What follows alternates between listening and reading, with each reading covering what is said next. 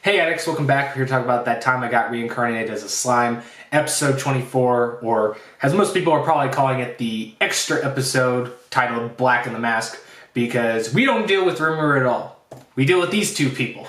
And one of them, you might know before, Shizu. This is kind of like a standalone story, retelling some events that happened further back in the timeline, seeing her in like the prime of her adventuring and hero.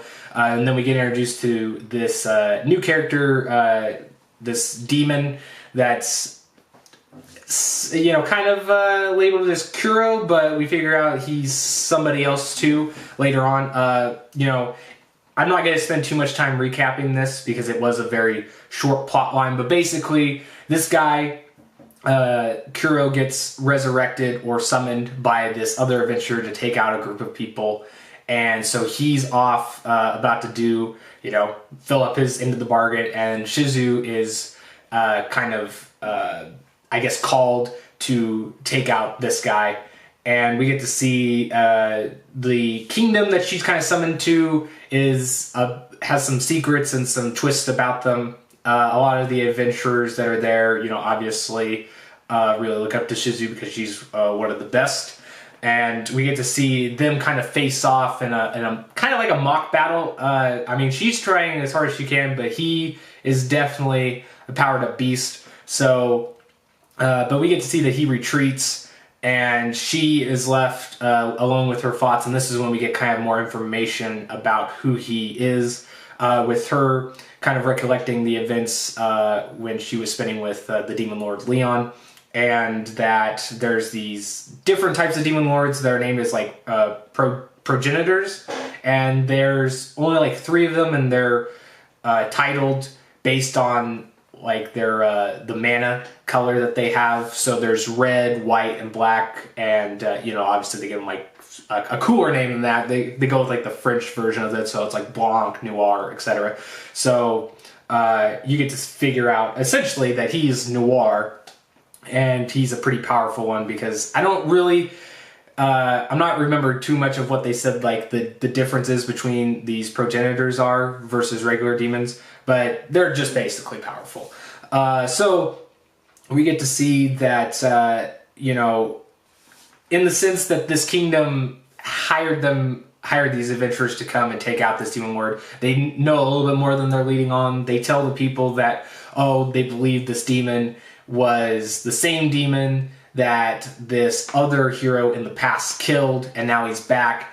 And the reason why they called them all there is because they already had some of their best adventurers die, and their fallback plan is just to stay and guard the kingdom, because they have supposedly the guy's older corpse from like when he was first killed, and they got to keep that away from him, or else he can resurrect to his full power or his full state, however that works. And then you get to see that things are not what they believe to be. The king is not the king. The real ruler of this is actually the hero that supposedly beat this other demon before, and that he is not only that old adventurer, but he's also a demon himself.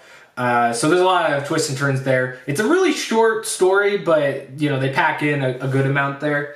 But you get to see that Noir comes back and helps Shizu out, and in return she kind of pretends that, or just lets the public to believe that she defeated him, and she kind of ends it by saying like, I'm sure somebody else will take care of him later on. And then you get the whole thing with Rimuru coming back to narrate who exactly this guy is and who he'll become. You get the Diablo reference there, which I'm really surprised they did that for the show. I guess they were, mainly making that a lot of people that read the books are watching the show. But it did feel like an odd choice that, for anime watchers only, that they would give something away like that, unless, they just play it off where that's something that happens really early on in the next season. They just didn't think it was worth hiding. Anyway, so yeah, my impressions of this episode, I really like this episode. I like this a lot more than probably the last handful of episodes in the main part of the season, and I think that's mainly just because they they highlight a lot of things. You know, Shizu obviously is a big factor of that because she's such a cool character, and she was underutilized, at least in my opinion, in the earlier part of the season when she was still around. So it was really cool seeing her back. But not only that, we get to see introduction of new characters that are going to matter, and it just felt like they not only, you know, introduced them, but they introduced them in a way where, you know, we got a little bit information. I don't know. I just like the style and like the way they stitched that together a lot better than what they did for, like, you know, maybe episode 20 to 23. Another thing that's really cool, you know, is obviously we get a little bit of action, you know, a little bit of story, a little bit of lore about the world and everything, and also a you know, a sneak peek essentially into the second season. So I liked this episode.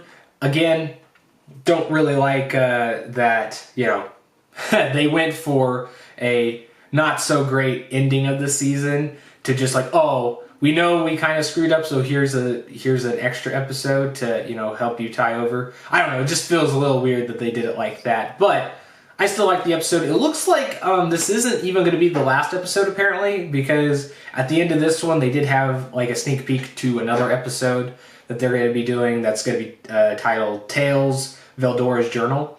And so I don't know how many of these like one-off episodes they're going to do, if this next one's going to be the last one. But I guess we'll just have to wait and see. I'm not going to say too much more just because we are going to be doing a season 1 review in its entirety that will probably be out next week. May wait and see if this other episode comes out by then. So be sure to stay tuned for that. And I'm done talking. If you guys haven't seen this, you should go check it out. It was a pretty good episode. I think it was better than some of the ones we got before it. So if you're a fan of slime, if you've been keeping track, you know, this was one that, you know, you should definitely watch. I would say it doesn't really give much away. I mean, you know, I don't really think what they name dropped is really, you know, going to be a big spoiler for like events that are happening. So, you know, if you're an anime watcher only and you watch this episode, I don't think you're going to have to worry about, you know, spoiling anything or ruining the second season for yourself. But I'm done talking, so I'll see you guys later. Peace.